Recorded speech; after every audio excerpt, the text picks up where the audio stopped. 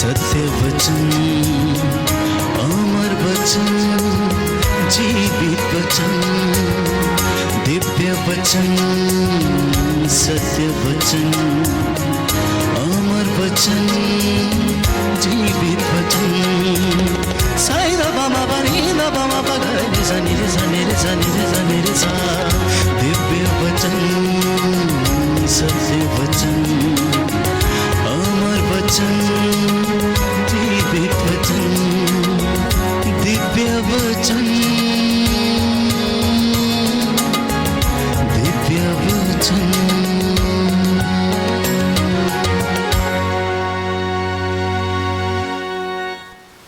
प्यारे भाइयों और बहनों, बाइबल हमें बताती है कि प्रभु कहता है, मैं वो प्रभु हूँ जो तुम्हें स्वस्थ करता है और चंगा करता है।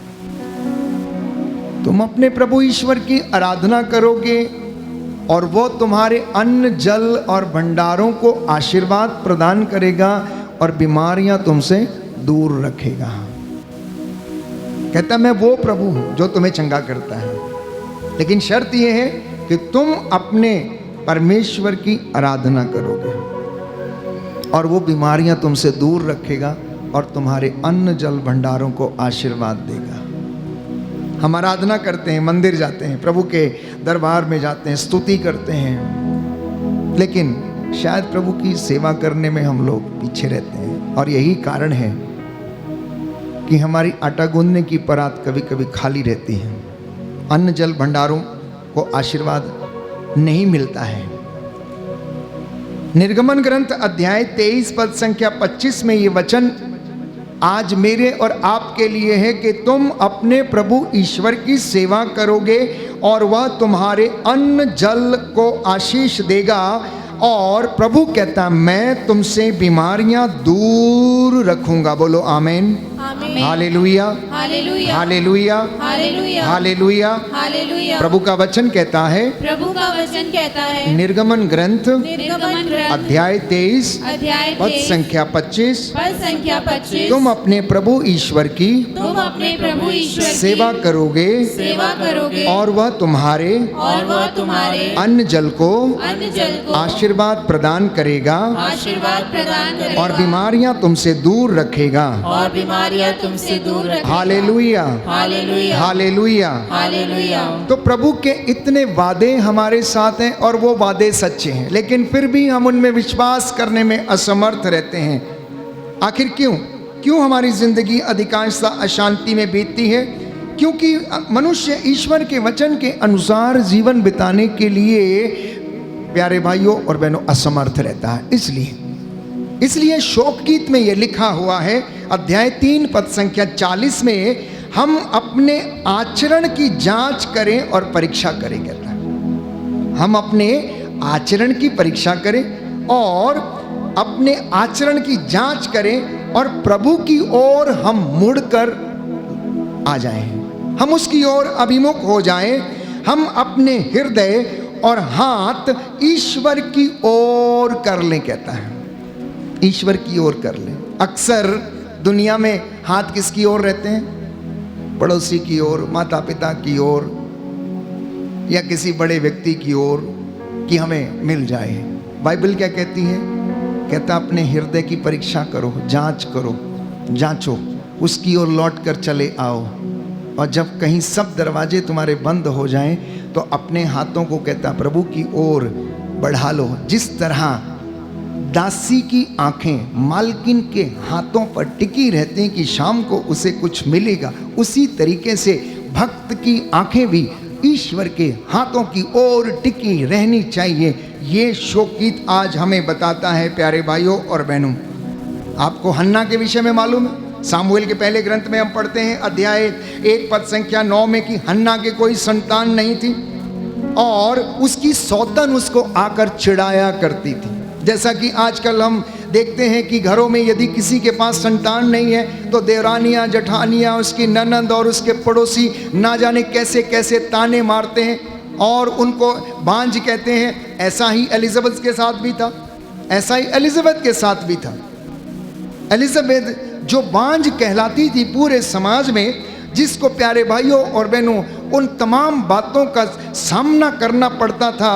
और उस वर्ष प्यारे भाइयों और बहनों, सिम्योन नामक व्यक्ति मंदिर में सेवा किया करता था, प्रार्थना किया करता था। जकरियस वहाँ पर था और वो मंदिर की सेवा कर रहा था, तो परमेश्वर ने उसे ब्लेस कर दिया, एलिजाबेथ को संतान दे दी। उसी तरीके से हन्ना प्यारे भाइयों और बहनों, उसका दिल टूट गया था और वो अपने पति और सौतन के साथ मंदिर गई। अकेले परमेश्वर की हजूरी में जाकर उसने घुटना टेक दिया और वहाँ पर क्या करने लगी, रोने लगी, आंसू बहाने लगी। आप में से ना जाने कितने लोग ऐसे हैं जिनका कष्ट इतना बड़ा है कि वो उसे लोगों को बताने में असमर्थ हैं, लेकिन अंदर ही अंदर घुटते रहते हैं, घुटते रहते हैं, घुटते रहते हैं। और जब कभी किसी से बात करने का अवसर आता है तो हृदय का गुबार फूट जाता है और फिर आंसुओं को रोकना मुश्किल होता है। जरा अपने मन को टटोल कर देखिए, अपनी बातों को टटोल कर देखिए। आप में से कई पत्नियां जिनको पतियों का सुख नहीं मिला है, आप में से कई पति जिनको अपनी पत्नियों का सुख नहीं मिला है, उनकी जिंदगी में प्यारे भाइयों और बहनों ऐसे कष्ट, ऐसी भावनाएं, दुख, समस्याएं हैं कि वो किसी के सामने अपना दुख बयां करने के लायक भी नहीं है। कुछ ऐसा ही हन्ना के साथ भी था। उसकी सौतन उसे चिढ़ाया करती थी, पड़ोसी छींटाकसी करते थे, बातें करते थे। और बाइबल कहती है एक दिन वो अपने पति के साथ मंदिर में गई, जबकि वो लोग अलग थे। तो हन्ना जाकर वेदी के सामने घुटना टेकती है और वहाँ पर कुछ बुदबुदाने लगती हैं, मतलब कुछ कुछ बोलने लगती हैं, अपना हृदय प्रभु के सामने खोलने लगती हैं। एली उस वर्ष मंदिर का याजक था और एली की ड्यूटी लगी थी कि एली उस वर्ष मंदिर की सेवा करे। और वो मंदिर में आता है, वेदी के सामने देखता है कि हन्ना कुछ बुदबुदा रही है। तो उसने सोचा शायद ये औरत नशा करके आई है और वो कहने लगा, तुम क्या यूं ही बड़बड़ाए जा रही हो, कब तक यहाँ पर ऐसे बुदबुदाती रहोगी, क्या तुम नशे में हो?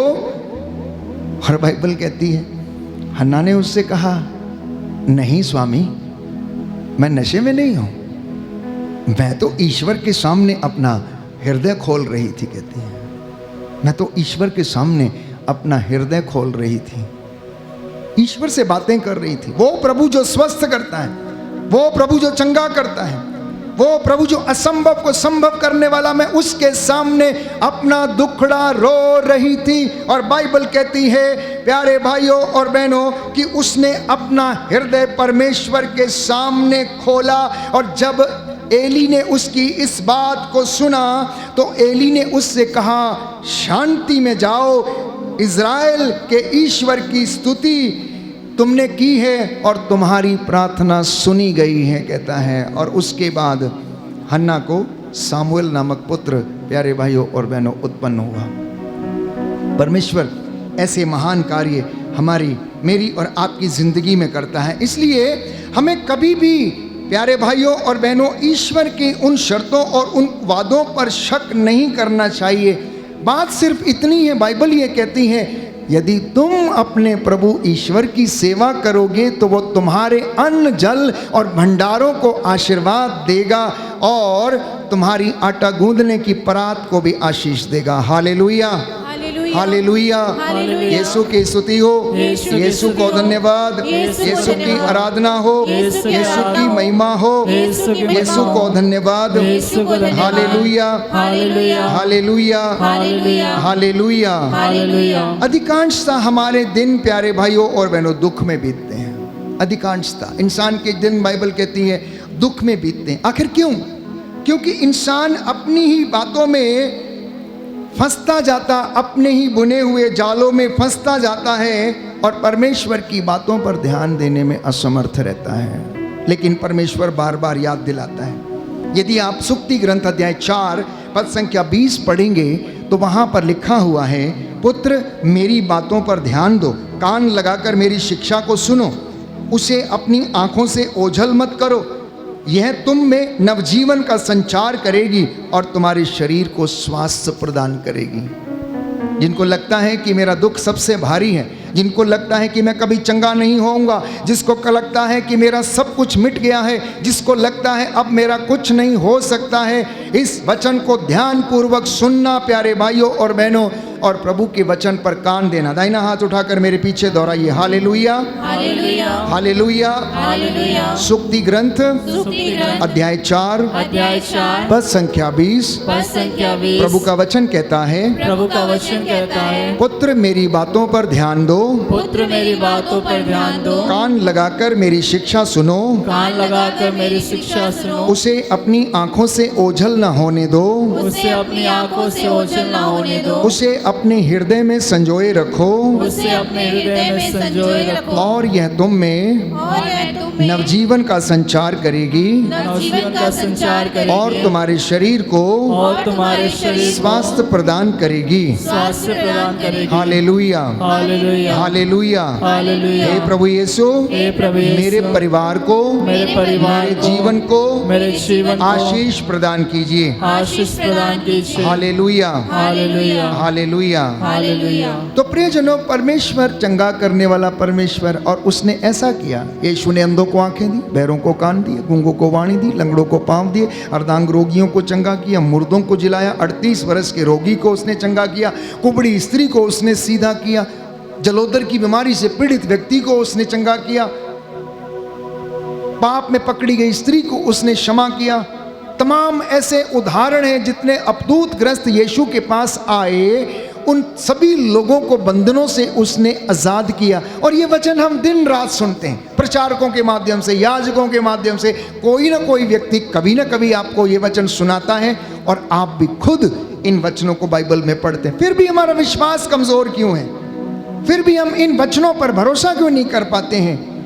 बाइबल कहती है, जब तक परमेश्वर हमें अपनी ओर आकर्षित ना करे, हम उसकी ओर नहीं जा सकते। संत पौलुस कहता है, जब तक पवित्र आत्मा, प्यारे भाइयों और बहनों, हमें ना समझाए, हम में से कोई भी इन बातों को अंगीकार नहीं कर सकता है। इसलिए यीशु ने कहा कि सबसे पहले तुम आत्मा से परिपूर्ण हो जाना, प्रार्थना किया करो आत्मा से। कितने लोग ये बोलते हैं कि प्रभु मुझे अपने जैसा बनना सिखाइए। अभी आप में से कोई बीमार है तो आप जाएंगे और कहेंगे, प्रभु मुझे चंगा कर दीजिए। आप में से कभी किसी ने ये बोला कि प्रभु मुझे अपने जैसा बनना सिखाइए, मुझे अपने जैसा करना सिखाइए, मुझे अपने जैसा काम करना सिखाइए, मुझे अपने जैसे अपने माता पिता की सेवा करना सिखाइए? कभी किसी ने बोला? यीशु ने अपने जीवन काल में, अपनी युवावस्था में, जब तक वो अपने पिता यूसुफ के साथ रहे, बढ़ईगिरी का काम करते रहे, उनका हाथ बटाते रहे, मंदिर आया जाया करते थे, शिक्षा को सुनते थे। कितने लोग हैं जिन्होंने कभी ऐसा अपनी जिंदगी में अंगीकार किया या बोला कि हे प्रभु मुझे अपने जैसा बनना सिखाइए, तेरे जैसा चलूं, तेरे जैसा बोलूं, तेरे जैसा मैं उठूं, तेरे जैसा मैं दिखूं। आज से ये प्रार्थना करना, आज से ये प्रार्थना करना। कितने लोगों ने इस तरीके से प्रार्थना किया, पति पत्नी या बच्चों ने मिलकर, कि हे प्रभु हमारे परिवार को नाजरत के परिवार के जैसा बना, माता मरियम, यूसुफ और यीशु के परिवार के जैसा हमारा परिवार भी बने, जिसमें शांति हो, आनंद हो, मेहनत हो, उन्नति हो, सफलता हो। कितने लोगों ने ये प्रार्थना किया? कभी दिन रात शिकायत लगाते रहते हैं एक दूसरे के प्रति, वो ऐसा है, ये ऐसा है, वो ऐसा है, मेरी बात नहीं सुनता, मेरी बात नहीं सुनती, मेरे बच्चे मेरे कहना नहीं मानते। कितने लोग हैं? कभी प्रार्थना किया? प्यारे भाइयों और बहनों, प्रार्थना बंधनों को तोड़ती है।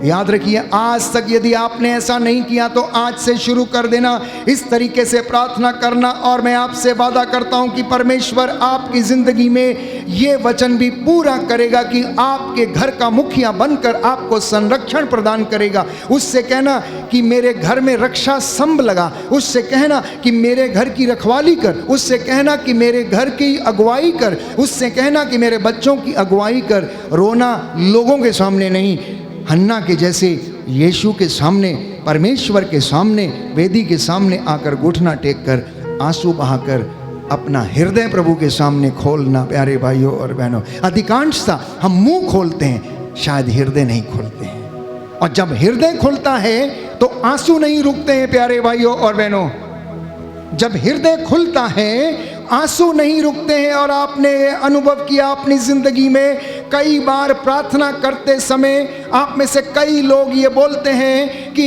हमारे आंसू नहीं रुक रहे थे, पता नहीं क्यों आंसू आए जा रहे थे, हम रोक नहीं पा रहे थे। उस वक्त वो आत्मा अंतर मन से प्रार्थना कर रहा था प्यारे भाइयों और बहनों, और वो परमेश्वर के सामने हमारे हृदयों को खोलता है। इसलिए बाइबल हमें बताती है, भजन संहिता 89 साम नंबर 89 वर्स 35, मैं अपनी प्रतिज्ञा भंग नहीं करूंगा, अपने मुख से निकला हुआ वचन कभी नहीं बदलूंगा, क्योंकि मैं तुम्हें चंगा करूंगा और तुम्हारे घावों को भर दूंगा। बोलो आमीन, हालेलुया, हालेलुया, हालेलुया, हालेलुया। प्रभु कहते हैं, प्रभु कहते हैं, मैं अपनी प्रतिज्ञा मैं अपनी प्रतिज्ञा भंग नहीं करूंगा, भंग नहीं करूंगा, अपने मुख से निकला हुआ अपने मुख से निकला हुआ वचन नहीं बदलूंगा। वचन नहीं बदलूंगा। यिर्मयाह नबी का ग्रंथ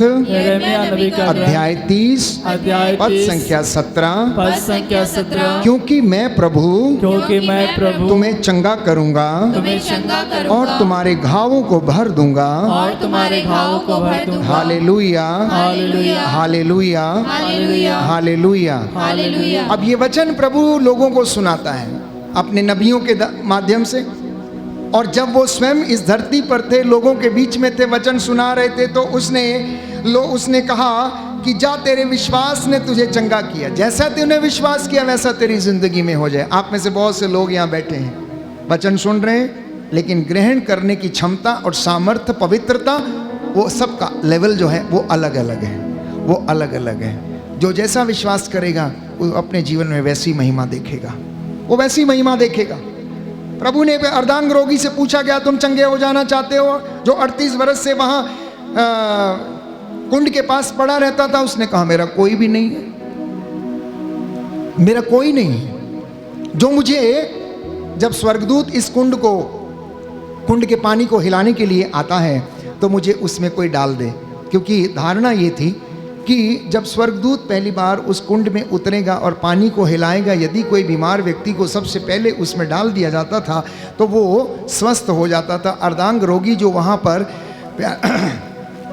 इस कुंड के पास पड़ा रहता था, उसके पास अपने आप में ताकत नहीं थी वहाँ पर उतरने की, उससे पहले ही जल्दी से कोई दूसरा उतर जाया करता था। तो यीशु को उस पर दया आ गई और उसने उससे पूछा, क्या तुम चंगे हो जाना चाहते हो?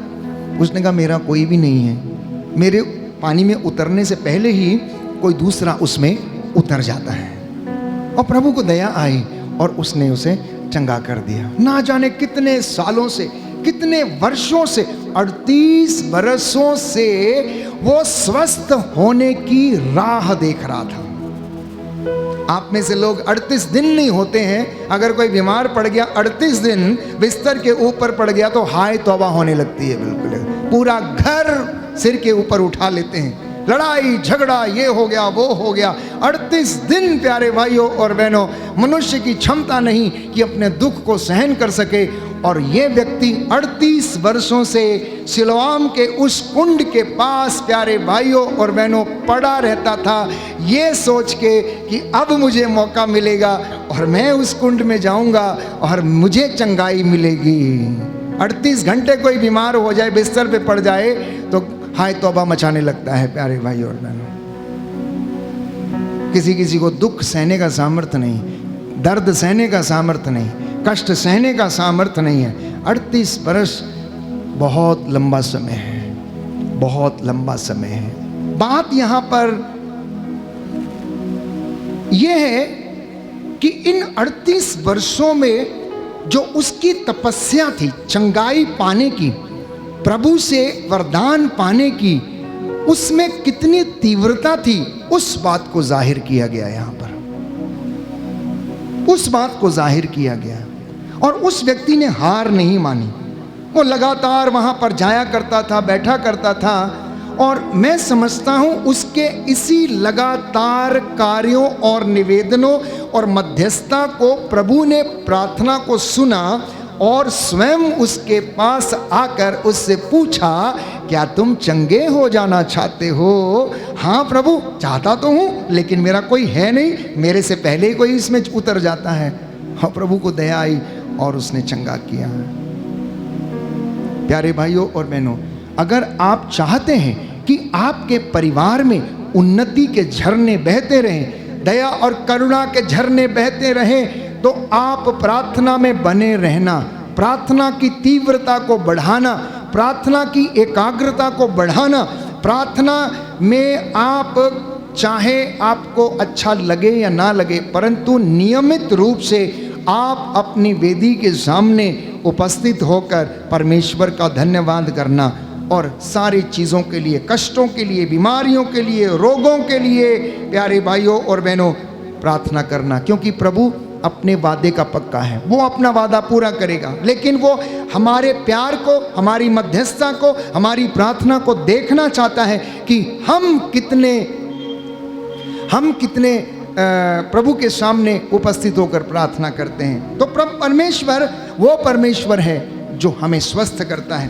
प्रभु का यह वचन आज आपकी ज़िंदगी में पूरा वो करना चाहता है कि मैं आज अपने उन बच्चों को जो कष्ट में हैं, पीड़ा में हैं, बीमारी से जूझ रहे हैं, कोर्ट कचहरियों के केसेस से जूझ रहे हैं, जिनके काम नहीं बनते हैं, आज प्रभु आप लोगों को चंगाई प्रदान करना चाहता है। बोलो आमीन, हालेलुया, हालेलुया, हालेलुया, हालेलुया। यीशु की स्तुति हो, यीशु को धन्यवाद, यीशु को धन्यवाद, यीशु की आराधना हो, यीशु की आराधना यीशु की हो, महिमा हो, यीशु की महिमा यीशु हो, को धन्यवाद, यीशु को धन्यवाद, हालेलुया, हालेलुया, हालेलुया। हालेलुया। तो आज जो अपनी मन्नतें लेकर यहाँ पर बैठे हुए हैं, जो अपने निवेदन लेकर आए हैं, प्रभु ने उनको सुना और कबूल किया है। और एक वचन आज मैं आपके साथ साझा करना चाहता हूँ, और वो है अय्यूब का ग्रंथ अध्याय 22 पद संख्या 28।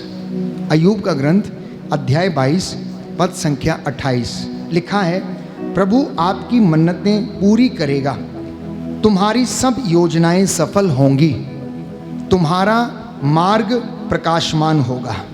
ये वचन है। दाहिना हाथ उठाकर मेरे पीछे दोहराइएगा, हालेलुया, हालेलुया, हालेलुया, हालेलुया। प्रभु का वचन कहता है, प्रभु का वचन कहता है, प्रभु आपकी सभी मन्नतें पूरी करेगा और तुम्हारी सब योजनाएं सफल होंगी और तुम्हारा मार्ग प्रशस्त करेगा और तुम्हारा रास्ता प्रकाशमान होगा। Hallelujah, hallelujah, hallelujah, hallelujah, hallelujah, hallelujah, hallelujah. Hallelujah. क्योंकि बाइबल कहती है, परमेश्वर वादा करता है कि मैं एक नया काम तेरी जिंदगी में आज से शुरू करने जा रहा हूं, और वो नया काम शुरू हो चुका है। और वो नया काम ये है कि वो आपके मार्गों को प्रशस्त करने जा रहा है। जो पिछले कई वर्षों से लगातार अपने किसी काम के लिए प्रार्थना कर रहे हैं, किसी गवाही के लिए अपने आप को तैयार कर रहे हैं, ये चंगाई पाना चाहते हैं, तो वो परमेश्वर, प्यारे भाइयों और बहनों, वादा करता है।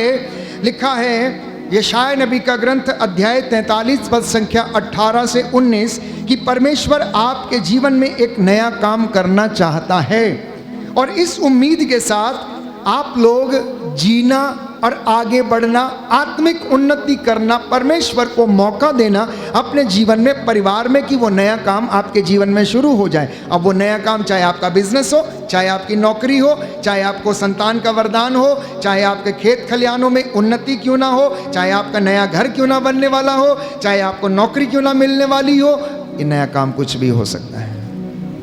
ये कुछ भी हो सकता है। आप बैठो, प्रभु से बातें करो और परमेश्वर के सामने अपना मन खोलो, क्योंकि लिखा है, बाइबल कहती है, परमेश्वर का वचन ये कहता, मैं तेरे आगे चलूंगा, मैं आप तेरे आगे चलूंगा। मैं मूसा के साथ था, नबियों के साथ था, मैं तेरे साथ भी रहूंगा। क्योंकि यीशु ने कहा योहन के सुसमाचार अध्याय 14 पद संख्या 6 और उससे आगे कि मार्ग, सत्य और जीवन मैं हूँ, मुझसे होकर गए बिना पिता के पास कोई नहीं जा सकता। यीशु ही मार्ग है, यीशु ही सत्य है, यीशु ही जीवन है, वही संजीवन जल का झरना है।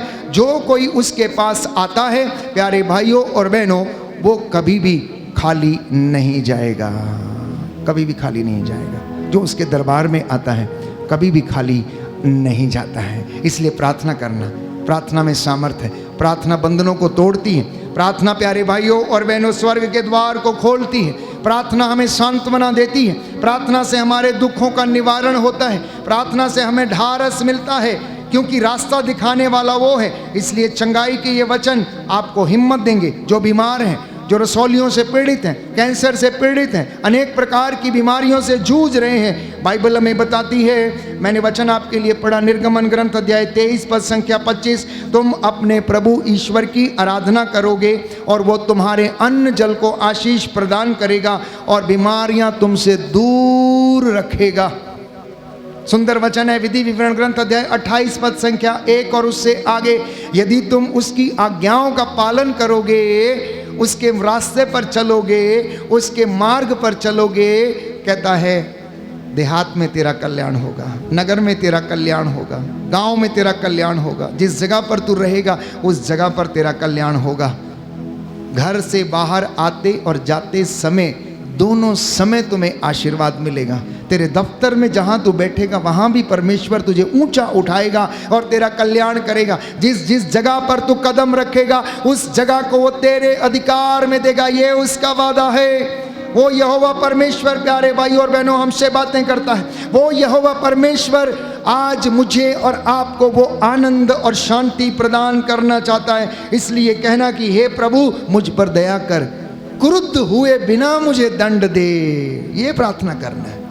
दंड तो सबको मिलेगा, सब अपने किए का दंड भुगतेंगे, लेकिन बाइबल में स्तोत्रकार ये कहता है, सामिस्ट सेज, साम नंबर 6 वर्स 2, भजन संहिता 6 पद संख्या 2, कि हे प्रभु दंड मुझे दे लेकिन बिना क्रुद्ध हुए दंड दे। कहता है प्यार से मुझे दंड दे, प्यार से मुझे छड़ी लगा, जिससे कि मैं होश में आ जाऊं। मेरा उद्धार कर, कोप किए बिना मेरा सुधार कर। कहता है अगर मुझे तू सुधारना चाहता है तो बिना कोप के, बिना क्रोध के तू मुझे सुधार, मुझ पर दया कर, क्योंकि मैं कुमलाता जा रहा हूँ, मेरी हड्डियाँ छीजती जा रही हैं। हे प्रभु मुझे स्वस्थ कर, क्योंकि मेरी शक्ति अब शेष नहीं रह गई, मैं मरने को हूँ। तेरा क्रोध मुझ पर ना भड़के।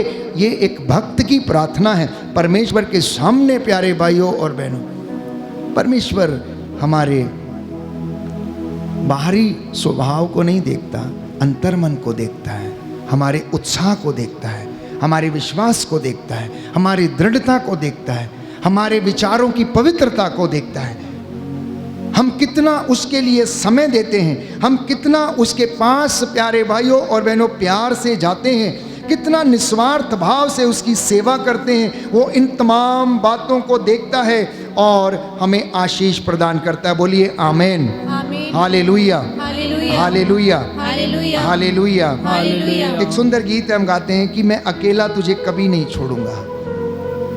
जिनको लगता है कि आप अकेले हैं, कभी कभी कोई लोग रोने लगते हैं, चिल्लाने लगते हैं, मेरा कोई नहीं है, हमें तो घर वालों ने बाहर निकाल दिया, माँ बाप ने भी छोड़ दिया, अब हमारा कोई नहीं है, हम कहाँ जाएं, क्या करें, कैसे करें। उस वक्त बाइबल खोलना, वचन पढ़ना।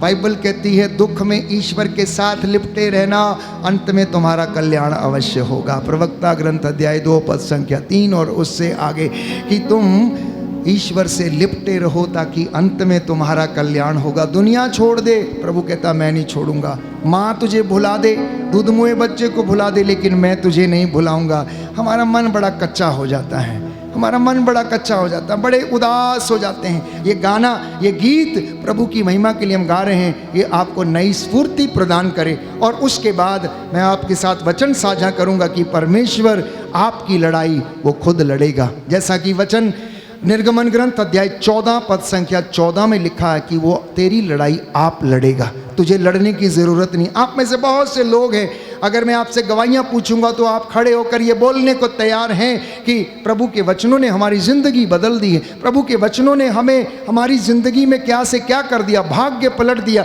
हम जिस चीज़ के लायक नहीं थे वो भी हमें मिल गई है। ये वचन जब आपने सुने, जब आपने उनको धारण किया, तो परमेश्वर ने आपकी ज़िंदगी में वो कार्य किया। आइए इस गीत को हम बयां करेंगे, छोड़ेगा ना छोड़ेगा, अकेला कभी ना छोड़ेगा।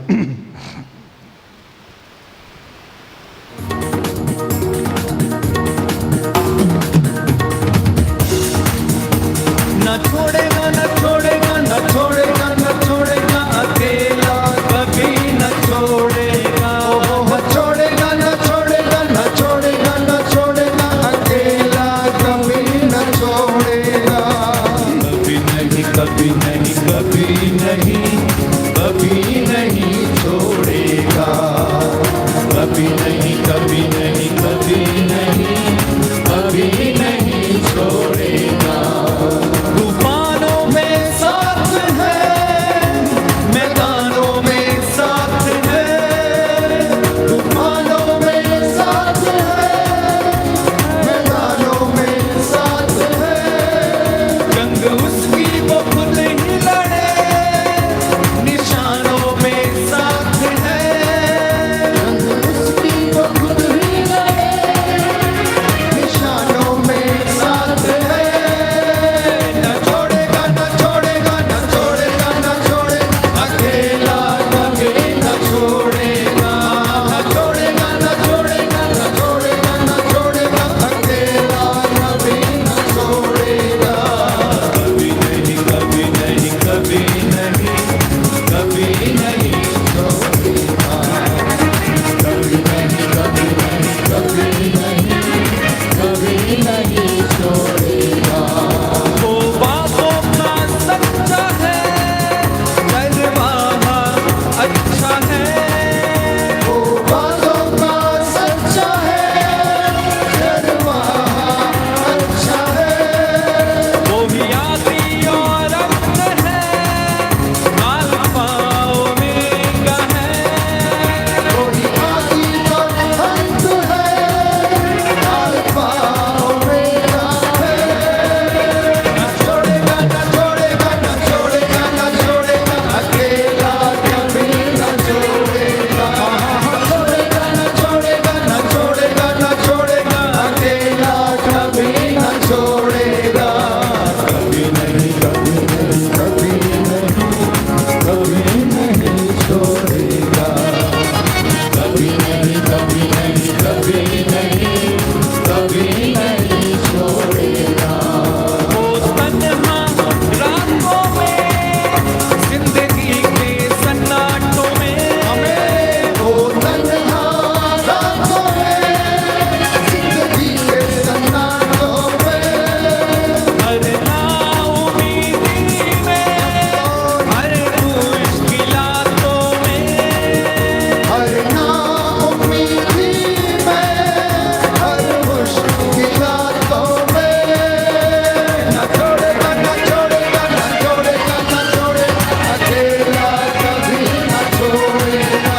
न छोड़ेगा, न छोड़ेगा, न छोड़ेगा, न छोड़ेगा, अकेला कभी न छोड़ेगा। कभी नहीं, कभी नहीं, कभी नहीं, कभी नहीं छोड़ेगा। कभी नहीं, कभी नहीं, कभी नहीं, कभी नहीं छोड़ेगा। जी हाँ प्यारे भाइयों और बहनों, वो वादों का सच्चा है, वो कभी नहीं छोड़ेगा। मैं और आप भूल जाते हैं, मैं और आप छोड़ देते हैं, लेकिन वो कदापि नहीं छोड़ता। इसलिए निर्गमन ग्रंथ अध्याय 14 पद संख्या 14 में हम पढ़ते हैं, डरो मत, धीर बने रहो, देखो कि किस प्रकार प्रभु आज तुम लोगों की रक्षा करेगा। मूसा ने लोगों से कहा कि प्रभु तुम्हारी ओर से आज युद्ध करेगा, तुम लोगों को कुछ भी करना नहीं पड़ेगा। तुम आज अपने आप को पवित्र करो, कल तुम्हारी आंखों के सामने परमेश्वर चमत्कार करेगा। तुम आज अपने रिश्तों को सुधारो, कल परमेश्वर तुम्हारे परिवार को उन्नति प्रदान करेगा। तू पति पत्नी आज अपना रिश्ता पवित्र कर और कल वो तुझे संतान का वरदान प्रदान करेगा।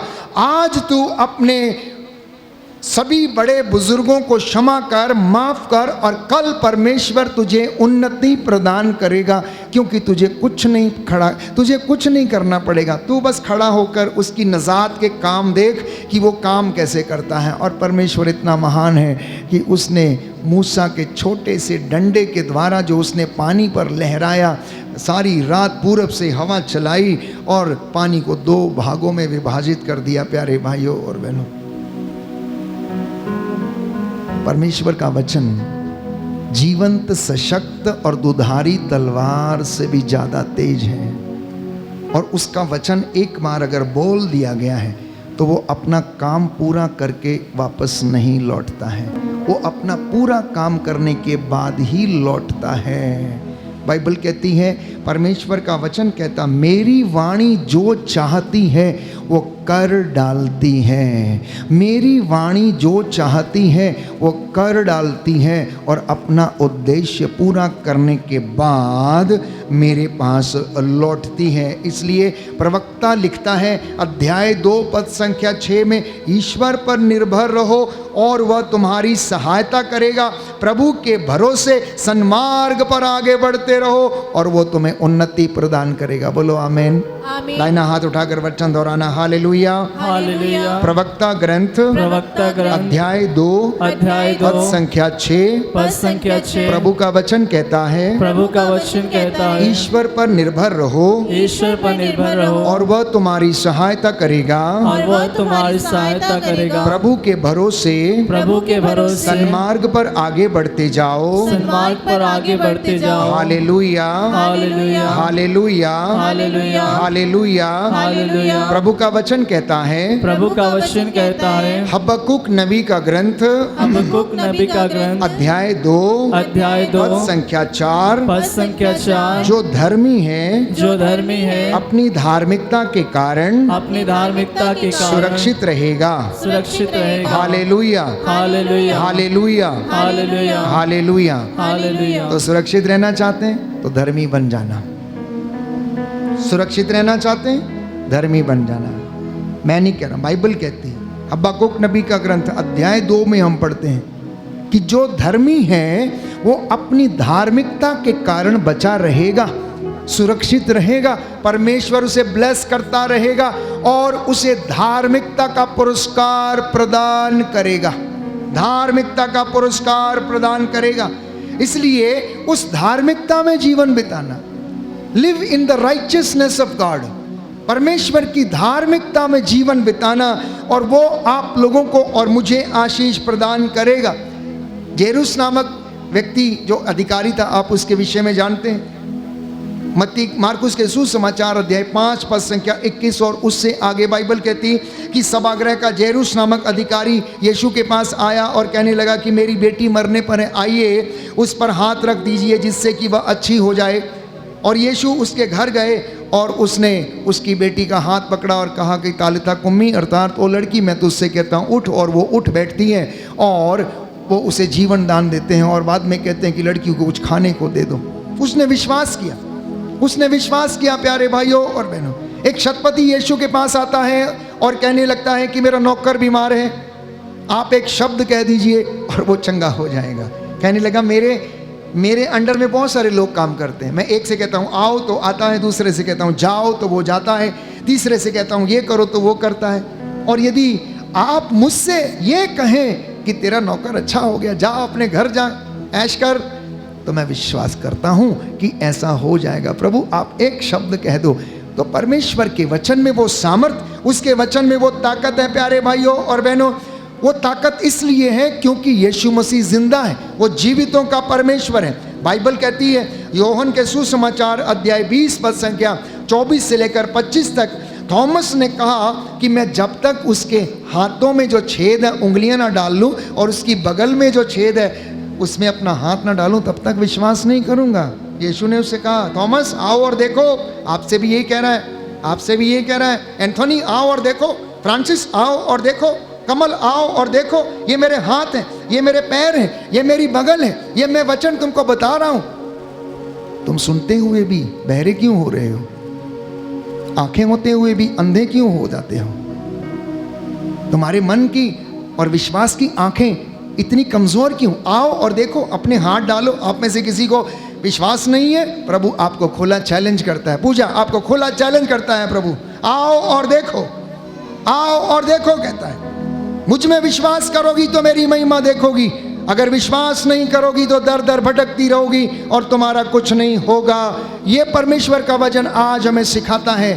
प्यारे भाइयों और बहनों, ये वचन में इतना सामर्थ्य है, इतना सामर्थ्य। कभी आप सामर्थ्य से, विश्वास से भरकर बोल के देखना, प्रभु से मांग के देखना आप, और कहना कि प्रभु मेरे साथ चल, मैं अकेला हूँ। मैं बच्चों को हमेशा जब भी प्रार्थना करता हूँ जो परीक्षा के लिए आते हैं, कि मैं कहता हूँ उनसे कि प्रभु को अपने साथ में लेकर जाओ, प्रभु को अपने साथ में लेकर जाओ, गाड़ी में प्रभु को अपने साथ में लेकर जाओ और बोलो कि प्रभु मेरे साथ चल, उसने कहा मैं अपना स्वर्गदूत तेरे आगे आगे भेजूंगा जो मार्ग में तेरी रक्षा करेगा, दाएं बाएं आगे पीछे रहकर तुझे संभालेगा, तुझे कोई बदी ना होगी, वो तुझे गिरने नहीं देगा। जब तू गिरेगा भी तो वो अपने दूत को आदेश देगा कि तुझे अपने हाथों के ऊपर उठा ले ताकि गिरने पर तेरे पैरों को पत्थर से चोट ना लगे। और कभी कभी हम गिर के भी हमें चोट नहीं लगती और हम कहते हम तो बाल बाल बच गए। बाल बाल बच नहीं गए, परमेश्वर का दूत आपको अपने हाथों पर उठाए हुए था।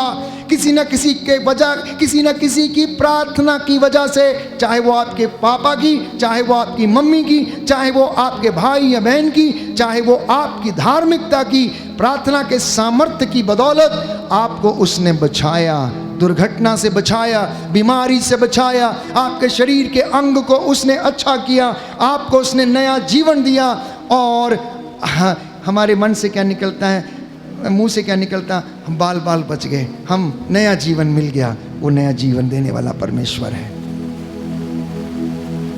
किसी ने यूं ही नहीं कहा है जाको राखे साइयां मार सके न कोई। जिसको बचाने वाला परमेश्वर है, जिसको संभालने वाला परमेश्वर है, जो अपने दूतों को आदेश देने वाला परमेश्वर है। प्यारे भाइयों और बहनों, उसके दूत उसको संभालते, उसकी रक्षा करते हैं और उसे वो नया जीवन प्रदान करते हैं। ये वचन है, इसलिए थॉमस से उसने, यीशु ने कहा थॉमस तुम अविश्वासी क्यों बनते हो? इतना समय तुम मेरे साथ थे, चमत्कारों को देखा तुमने मेरे साथ उठते बैठते, खाया पिया, चले, मुर्दों को जिंदे होते हुए देखा, और तुम ये कैसी बात करते हो कि तुम मेरे हाथों में जब तक कीलों की जगह पर उंगलियां नहीं डाल लोगे विश्वास नहीं करोगे। आओ, अगर ऐसी बात है तो आओ, ये मेरी बगल है, ये मेरे हाथ हैं, डालो, देखो, चेक करो, परख कर देखो, कहता है। और विश्वासी बनो, अविश्वासी नहीं।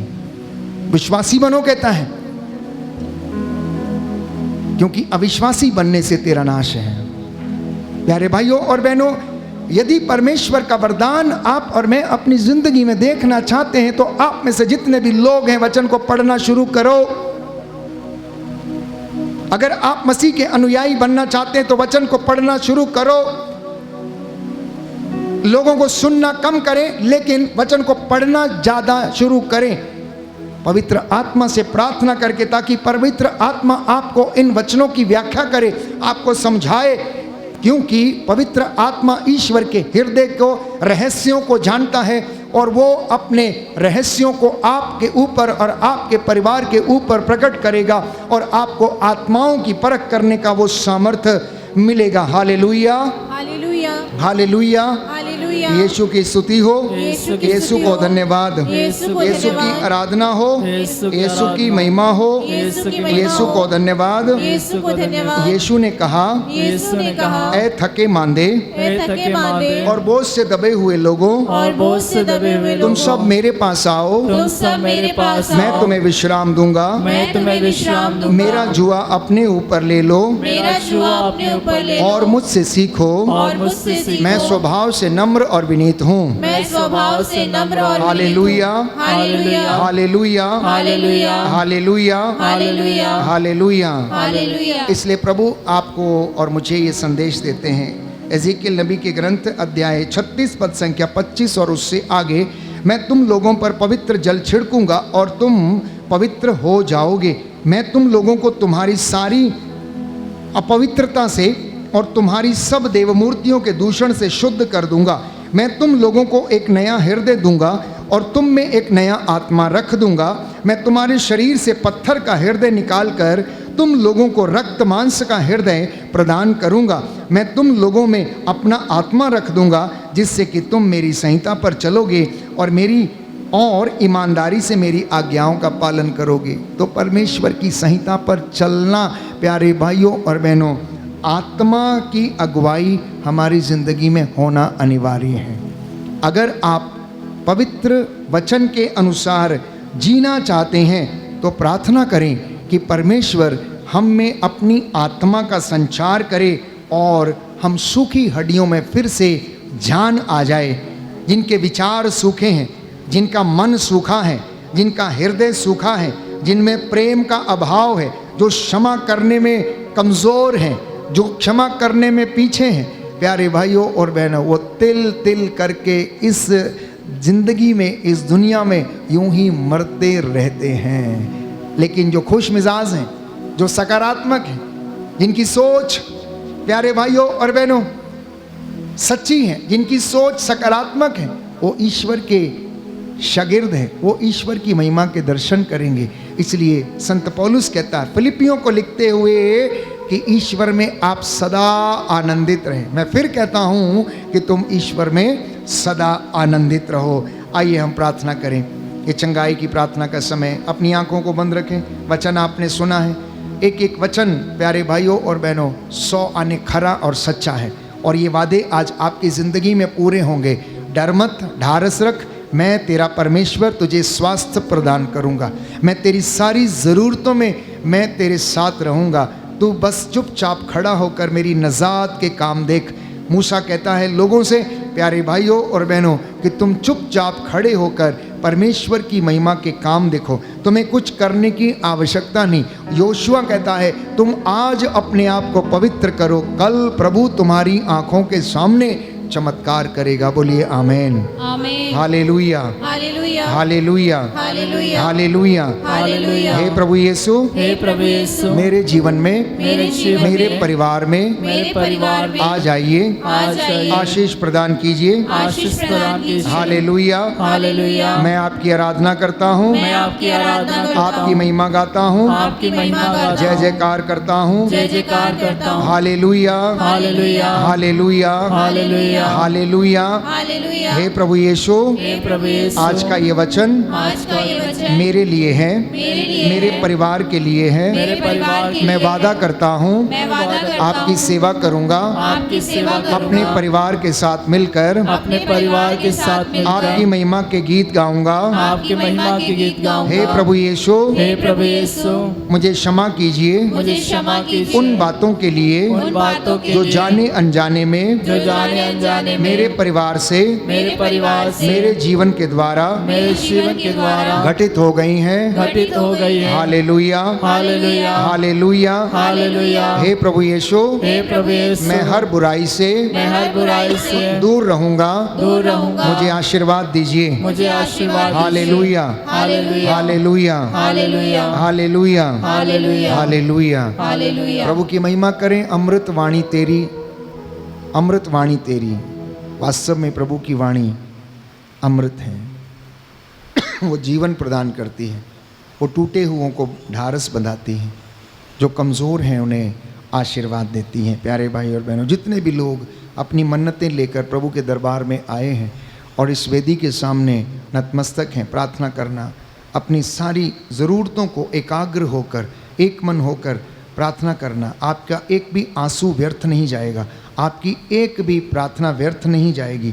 परमेश्वर सबकी प्रार्थना को सुनता और कबूल करता। बाइबल कहती है दरिद्र की प्रार्थना बादलों को चीरते हुए ईश्वर के कानों तक पहुंचती है और वो उसकी प्रार्थना को सुनता और उसका उत्तर देता है। इसलिए बाइबल कहती है यिर्मयाह नबी के ग्रंथ में, जब तुम मुझे पुकारोगे मैं तुम्हारी पुकार सुनूंगा और मैं तुम्हारा भाग्य पलट दूंगा, तुम्हारा भाग्य पलट दूंगा। प्रार्थना कर।